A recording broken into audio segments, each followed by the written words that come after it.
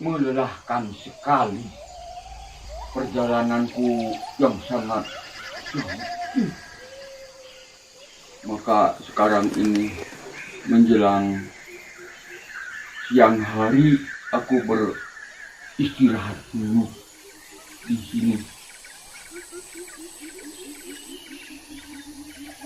Istirahat dulu.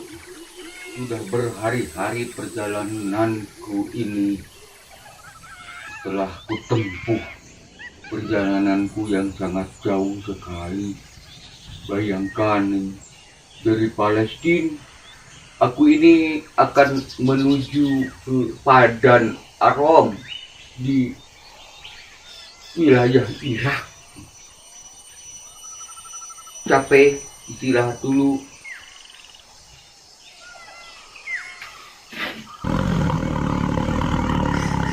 Baru juga istirahat aku. Waduh, itu sudah terdengar suara harimau. Itu mungkin harimau itu mencium bau keringatku.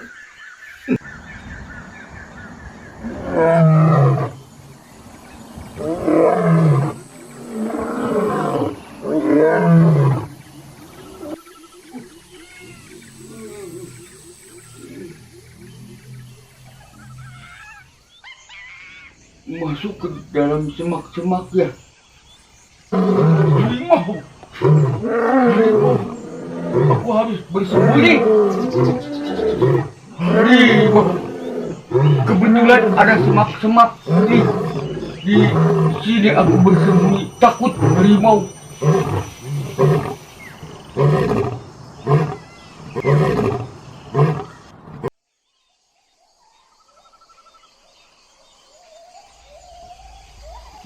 Alhamdulillah sudah aman kembali. Sudah aman kembali. Harimau sudah kabur jauh lari. Sekarang di sini aku akan duduk. Ini cari dulu tempat duduk cocok. Aku akan mencari gua untuk mencari keamanan agar aku tidak diketahui keberadaanku oleh kakakku. Itu ada gua yang sangat besar.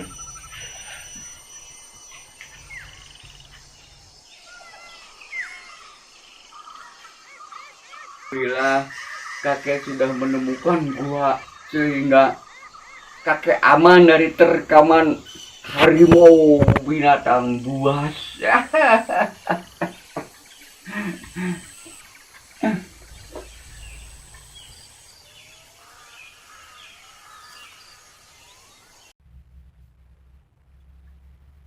Cinta kasih yang suci dan abadi. Dua hamba pengabdi pada Ilahi antara Nabiullah Ishak alaihi salam dan Bunda Rifqah. Lahirlah dua putra, Is dan Yakub. Mulai usia senja, Nabiullah Ishak alaihi salam mengalami gangguan di kedua matanya sehingga tidak bisa melihat. Makan, minum, dan lain-lain, Is paling setia melayani ayahandanya. Pantas apabila Is itu sangat disayangi oleh ayahandanya. Bunda Rifqah menyayangi kepada Yakub. Kedua, cucu Nabi Ibrahim alaihi salam itu punya hobi yang sangat berbeda. Hobinya itu berburu di hutan. Tidak heran apabila keluarga sepulang dari hutan itu selalu membawa kijang-kijang hasil buruannya. Sedangkan Yakub hobinya diam di rumah, yaitu mempelajari ilmu agama. Suatu hari terlambat pulang ke rumah. Bunda Rifko menyuruh kepada Yakub untuk melayani ayahandanya.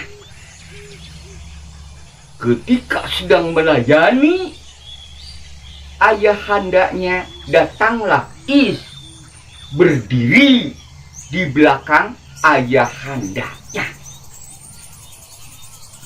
Selain berterima kasih kepada Yakub, ayahandanya itu mendoakan kepada Yakub.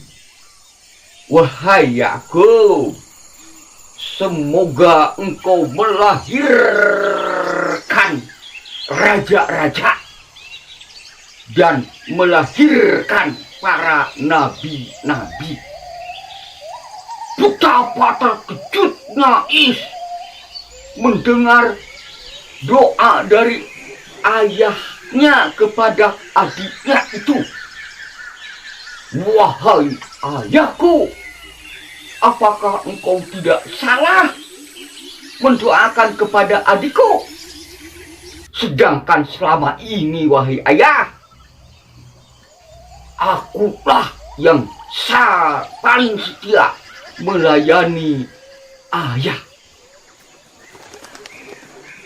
Nabi Ishak alaihi salam menjawab protes putranya itu.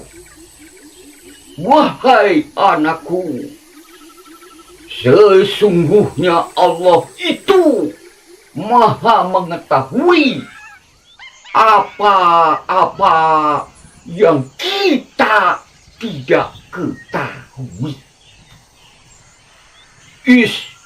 Merasa iri hati atas didoakan adiknya itu oleh ayahnya.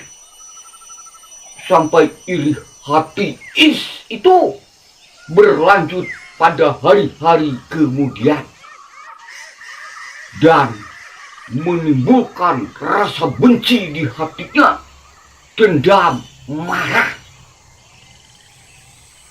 Bahkan di suatu hari itu berencana untuk membunuh adiknya Yakub.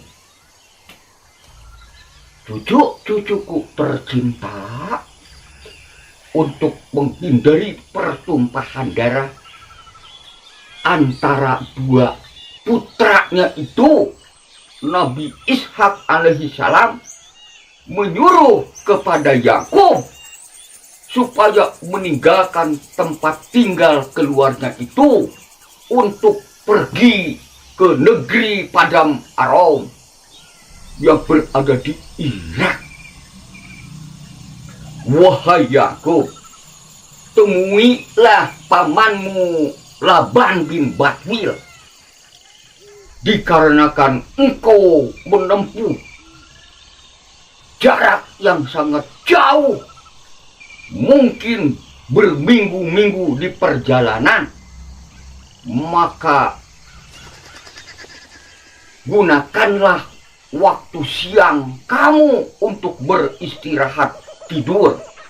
Tapi wahai Yakub, ingat, tempatnya harus rahasia, jangan sampai diketahui oleh kakakmu. Malam hari gunakanlah waktu itu untuk berjalan menuju tempat tujuan. Cucu-cucuku yang tercinta. Nah, doanya ayahandanya itu dijabah oleh yang Maha Pengasih. Nabi Yakub alaihissalam di kemudian zaman melahirkan para nabi-nabi dan para raja di kalangan bangsa Israel. Cucu-cucuku, sebagaimana yang cucu-cucuku ketahui, Israel itu mengandung arti berjalan-jalan di malam hari. Itulah arti kata Israel. Cucu-cucuku dengan penuh semangat, tidak pantang menyerah Nabi Yakub itu, sampailah pada tempat tujuan, disambut oleh pamannya Laban. Wahai Yakub, paman sangat senang atas kedatanganmu. Paman berjanji akan mengawinkan engkau dengan anakku yang bernama Laya.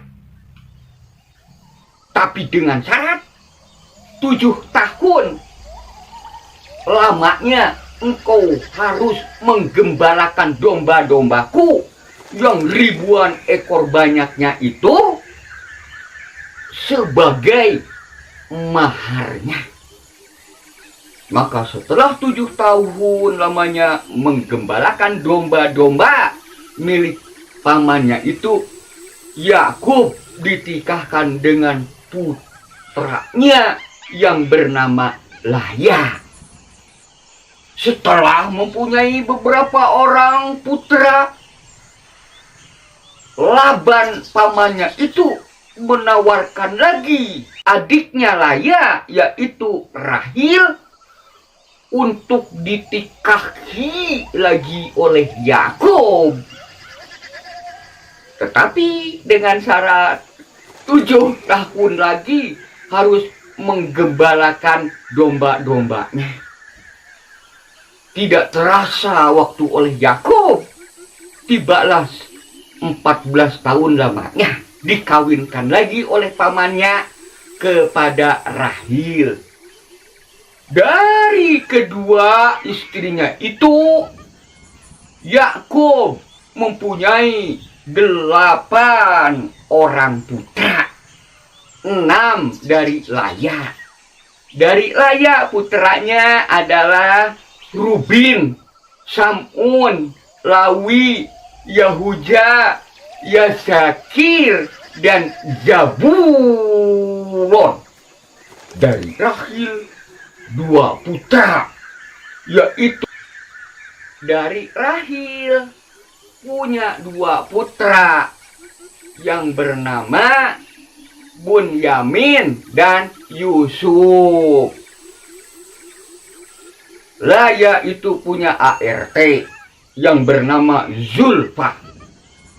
Ditawarkan saking kubager-bagerna ta istri nuka hiji teh. Wahai suamiku, apakah engkau menaksir kecantikan ART-ku? Dijawab oleh Yakub, atuh puwe nyai, yang mani cantik jelita, atuh saha nu rek daek nolak atuh kanu geulis kitu. Hoyong aa oge atuh. Itu sangat baik istrinya itu. Ditikahkan oleh istrinya itu Yakub kepada ART-nya, sehingga punya 2 putra yang bernama Dan beserta Naftali.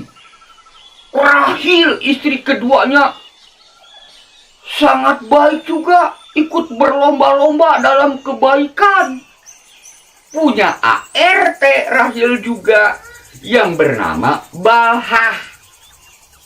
Ditawarkan kepada suaminya, "Wahai suamiku, engkau menaksir enggak kepada kecantikan ART-ku?"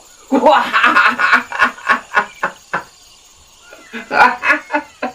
siapa yang mau menolak? AA teh merenang walaupun usia sudah Mei, ya, maaf, usia AA sudah November, bisa kembali ke bulan Mei.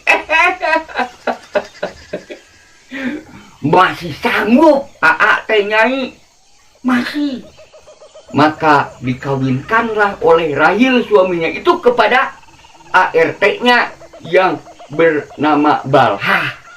Punya 2 putra dari ART Rahil itu yang bernama Jad beserta Asir.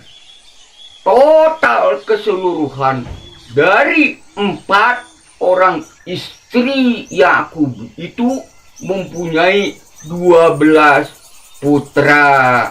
Cucu-cucuku yang tercinta, perkawinan pada zaman dahulu kala tidak seperti zaman sekarang. Setelah tiba Nabi kita Muhammad, perkawinan itu sangat ditertibkan tata cara hukumnya.